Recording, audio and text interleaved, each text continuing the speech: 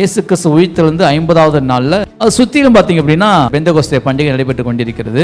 பல தேசத்தின் மக்கள் கிட்டத்தட்ட 18 தேச அந்த எருசலேமுக்கு வந்திருக்கிறார்கள். எருசலேம் ஒரு குறிப்பிட்ட இடத்துல என்ன செய்றாங்கன்னா மேல் வீட்டறைன்னு சொல்லப்பட்டிருக்குது. 120 பேர் என்ன செய்றாங்க, உட்கார்ந்து இரவு நேரத்தில் ஜெபம் பண்ணி கொண்டிருக்கிறாங்க.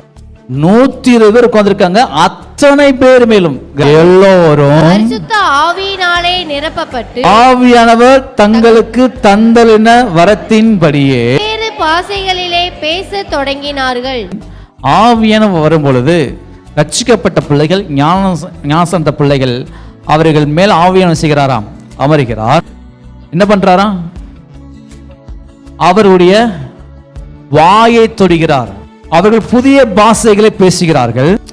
ஆவியானவர் வந்து வேற ஏதாவது பண்ண வேண்டியதானே, ஏன் வாயில புதிய பாஷை வைத்தார், அது அந்நிய பாஷை வைத்தார். இல்லாம எல்லோரும் பிரமித்து அந்நிய பாஷை பேசுகிற ஒருவரை பார்த்து பிரமித்து அந்நிய பாஷையில பிரமிக்கக்கூடிய ஒரு காரியம் இருக்குது, ஆச்சரியப்படக்கூடிய ஒரு காரியம் இருக்குது.